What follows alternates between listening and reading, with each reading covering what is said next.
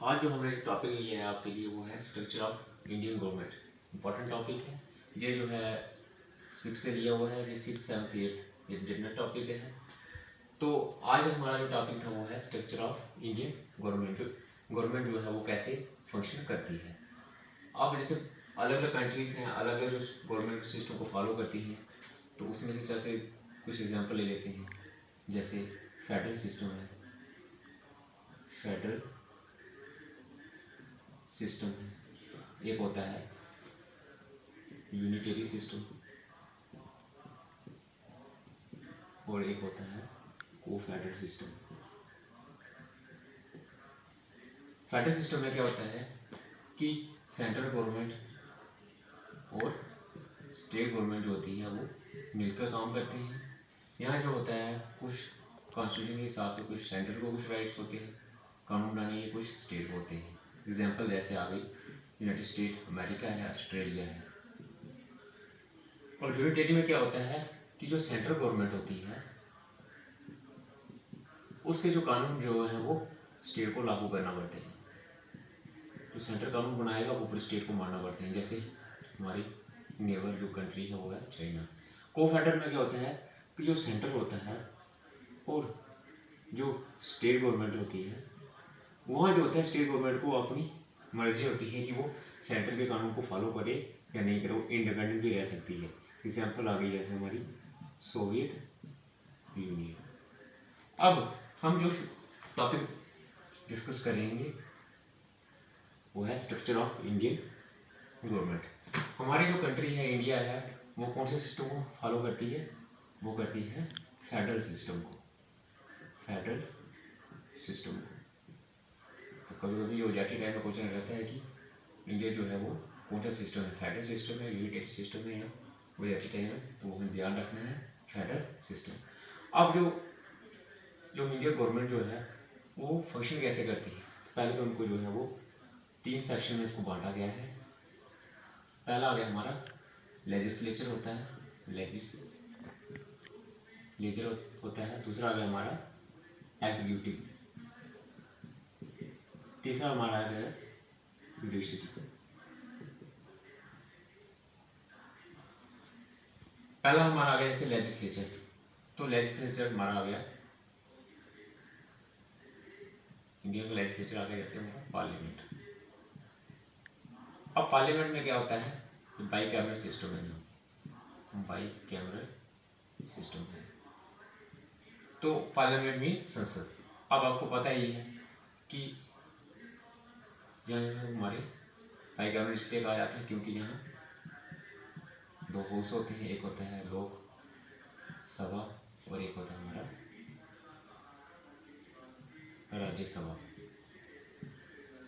लोकसभा को हम lower house भी कहते हैं और राज्यसभा को कहते हैं अपर हाउस। अब लोकसभा में जो स्ट्रेंथ होती है मैक्सिमम होती है 552 की। अब जो कंट्री जो हमारे यहाँ मेंबर्स हैं वो हैं 552 होते हैं हमारे मैक्सिमम। अब यहाँ जो मैक्सिमम होते हैं वो होते हैं 252। इस वक्त जो है वो है हमारे यहाँ 245। तो पार्लियामेंट का काम क्या होता है कि कोई भी कानून जो है वो कहाँ बनते हैं, हमारे पार्लियामेंट में बनते हैं। अब लोकसभा में क्या होता है, यहाँ जो है वो पीपल जो है वो क्या करते हैं, अपने कैंडिडेट को जो है वो डायरेक्ट इलेक्शन के जरिए जो है वो कहाँ भेजते हैं, पार्लियामेंट में भेजते हैं, थ्रू MP। अब राज्यसभा में क्या होता है कि यहाँ जो कैंडिडेट होता है वो स्टेट को रिप्रेजेंट करता है। यहाँ जो कैंडिडेट जो चुन के जाता है वो कौन चुनता है, लोकल जो MLA होते हैं स्टेट के। तो दोनों को कहाँ पहुँचाते हैं, वो पार्लियामेंट में पहुँचाते हैं। अब यहाँ क्या होता है कि लोगों को जो परेशानी होती है, डिमांडें होती हैं, वो यहाँ डिस्कशन होती है। पार्लियामेंट डिस्कशन होने के बाद वो पहले लोकसभा में उसको क्या होता है, उस पर कानून बनते हैं। जब लोकसभा से पास होकर फिर वो राज्यसभा के पास जाती है। राज्यसभा के पास होने के बाद जब वो पास होने के बाद वो भेज देते हैं उसको कहाँ, प्रेसिडेंट के पास भेज देते हैं अप्रूवल के लिए। प्रेसिडेंट के बाद फिर वो जो है पूरे इंडिया में उसको जो है लॉस को जो है वो लागू कर दिया जाता है। ये आगे हमारा लेजिस्लेचर। दूसरा हमारा था वो था एग्जीक्यूटिव। एग्जीक्यूटिव में क्या होता है, इसके भी 2 में इसको किया हुआ है। एक होता है पॉलिटिकल एग्जीक्यूटिव और दूसरा आ गया हमारा परमानेंट एग्जीक्यूटिव। पॉलिटिकल एग्जीक्यूटिव में क्या होता है, इसमें आ जाते हैं हमारे जैसे पीएम हैं, प्राइम मिनिस्टर हैं, प्रेसिडेंट हैं, वाइस प्रेसिडेंट हैं और मिनिस्टर आ गए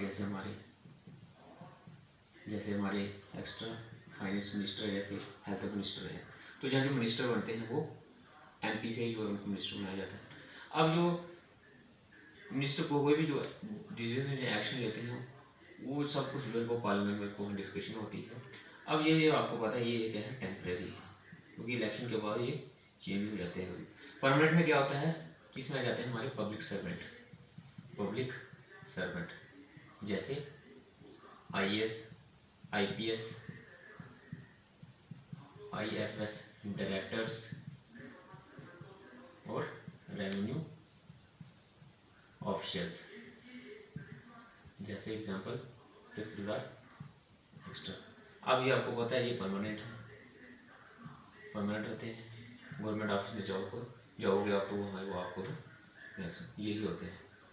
ये आ गया हमारा एग्जीक्यूटिव। इनका काम क्या होता है, जो भी कानून जहाँ बनते हैं उसको एग्जीक्यूट करना ग्राउंड लेवल पे। तो ये इनका काम आ गया एग्जीक्यूटिव। थर्ड हमारा था वो था हमारा जुडिशरी। या तो आपको पता है ये जुडिशरी जो हमारा है सबसे सुप्रीम कोर्ट है। सुप्रीम कोर्ट की जो रिस्पॉन्सिबिलिटी क्या होती है, जो लेजिस्लेचर और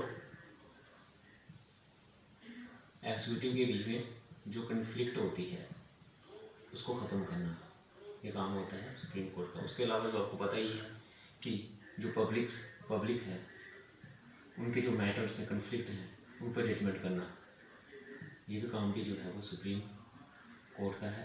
अब सुप्रीम कोर्ट के बाद ऐसे आपको पता है नीचे जाता है हाई कोर्ट स्टेट्स में। उसके बाद आ जाता है लोअर लेवल में चले जाओगे वहाँ आता है डिस्ट्रिक्ट कोर्ट। तो ये था हमारा बहुत important topic, structure of Indian government कैसे काम करती है। तो उसको वो 3 सेक्शन में बांटा हुआ है, लेजिस्लेचर में, एग्जीक्यूटिव में और जुडिशरी में। लेजिस्लेचर में 2 होते हैं, पार्लियामेंट होता है उसमें 2 होते हैं, लोकसभा और राज्यसभा। लोकसभा जो है लोअर हाउस होता है, राज्यसभा अपर हाउस है। यहाँ जो डिस्कशन होने के बाद जो कानून बनता है वो प्रेसिडेंट के पास अप्रूवल होने के बाद चला जाता है, उसके बाद वो इंडिया में लागू हो जाता है। दूसरा हमारा आ गया एग्जीक्यूटिव में 2 होते हैं, पॉलिटिकल और परमानेंट। पॉलिटिकल में हमारे prime minister, president, minister extra वगैरह रहते हैं। जहाँ आगे हमारे आईएएस पब्लिक सर्वेंट जो होते हैं, इनका काम होता है कि जो यहाँ लास्ट बनते हैं उनको क्या करना है, एग्जीक्यूट करना ग्राउंड लेवल पे। थर्ड हमारा आ गया जुडिशरी में क्या होता है, हमारा सुप्रीम कोर्ट हो जाता है। वो क्या करता है, लोगों के मैटर्स जो है उन पर जजमेंट जो है वो सुप्रीम कोर्ट करता है। उसके अलावा जो कन्फ्लिक्ट होती है लेजिस्लेटिव एग्जीक्यूटिव में वो भी कौन ख़त्म करता है, सुप्रीम कोर्ट का काम होता है। तो ये था हमारा